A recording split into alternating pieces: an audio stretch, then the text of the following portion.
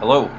I just thought I'd take a minute and make a quick recording of the reasons I ended up buying the Versys X-300. There are several, and we'll go through that, but before I started, just give you a quick idea of the trip we just took up the mountain on the Versys, and my son was with me on a little KX65.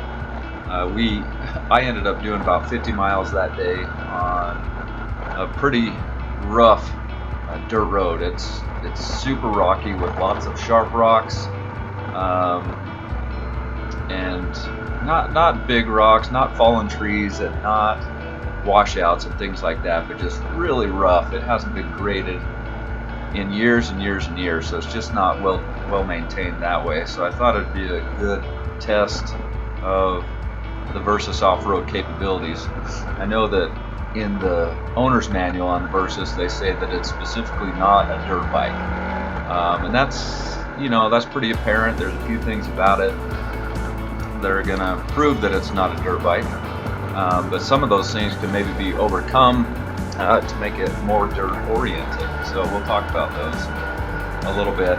Anyway, on this trip, I ended up doing 50 miles, and the reason is because we got 15 miles in and started making our way back, and by the time we were about 10 miles away from the car, my son ran out of gas. I thought his little KX65 would go further than that, so he ended up doing maybe 20 miles on a tank of gas. So I went back to the car as fast as I could. I just left him up in the mountains in the trees, and I had 10 miles to go there and 10 miles to go back. And again, this road is pretty rocky and rough and nasty. So I was going as fast as I could so I could get back to him, and just pushing that Versys for all it was worth, and trying to stay safe and not wreck. I didn't want to wreck the thing, but I was going pretty quick. A couple of problems, or a couple of things that came pretty apparent while I was riding it, was that the ABS, if you're going to hit some gravelly stuff going at a good clip, you're going to have some problems. I hit a pretty rough spot while I was moving pretty quick, and tried to hit the brakes, and there was nothing, just nothing. So something will have to be done to disable those. I wish there was a switch or something, but it's probably not going to be that simple. I could see the fuse in the fuse box. There is a spot to disable or to pull the fuses on the ABS, and maybe that would work. But I don't want to get into pulling the seat off and yanking those fuses every time I go out on a off-road trip. So I was heading back, noticed the ABS was going to cause me problems, but everything else, I mean, it's pretty stable. Didn't feel like it was ever going to go out from underneath me. The suspension was probably my biggest gripe. When I was busting along that trail, it was just beating me up, just rattling my teeth out of my body or out of my mouth, and there's got to be a way to soften that up. The back suspension's got some adjustment to it, and I'm going to play with that, but it doesn't look like there's anything to do at the front unless you were to trade out springs or something like that, which maybe could be done, but I'm not sure I'll mess with that. So I ended up getting to the truck as fast as I could, and just exhausted, and headed back to find the kid. And he had waited so long, it took me so long, that he hitched a ride with a couple of old ladies on a side-by-side ATV. He thought I was never coming back for him, but anyway, it was a good adventure, not planned, but helped me learn some things about the Versys and really push it down the road.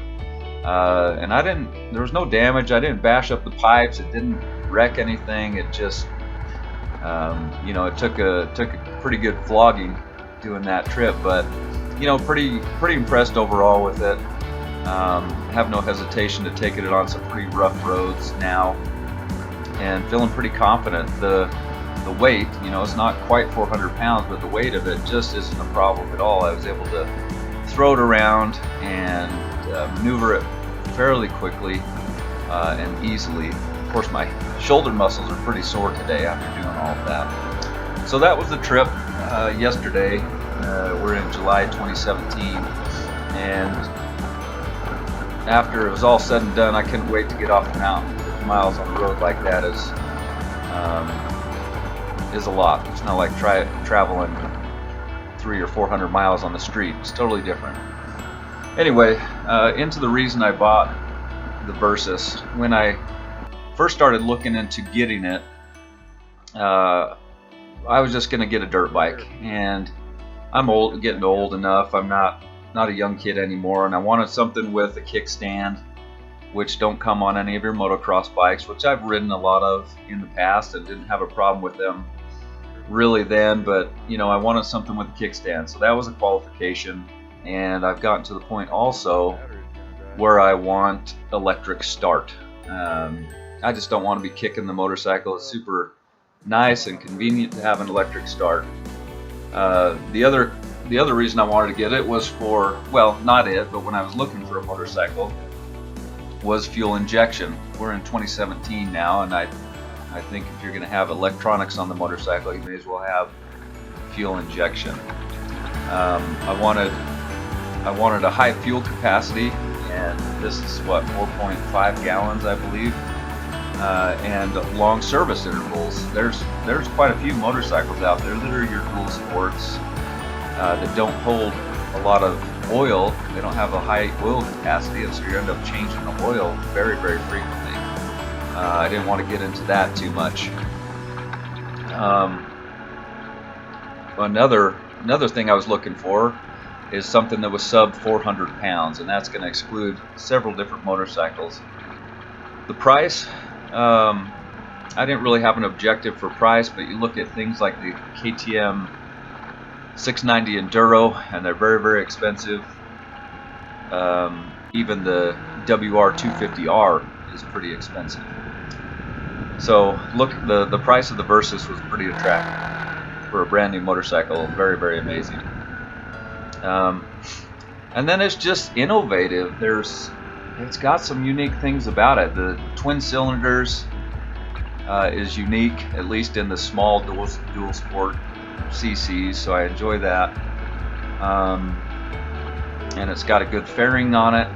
It's got luggage racks and a windscreen. It's really ready to go for more of your road adventures. So those are some of the qualifications that I was considering, or that I wanted to find in a motorcycle.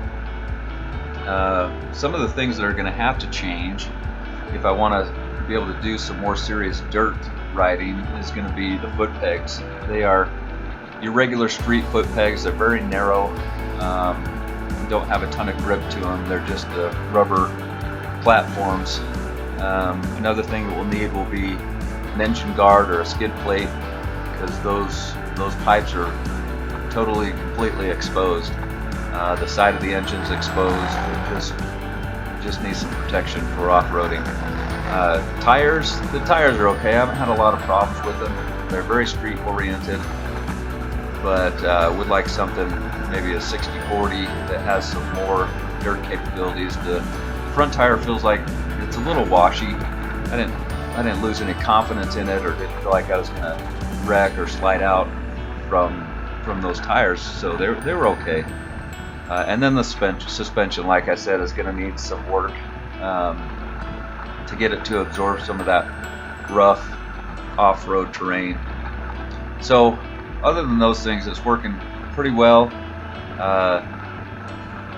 You know, I could go with something like the CRF 250L, but there's some things I just don't love about it. I don't love the weight that you get, and the weight's okay. It's not super heavy, but for the power that you've got on the CRF 250L, you know, it should weigh a whole lot less than it does. The WR250S is a great bike, but it's very expensive.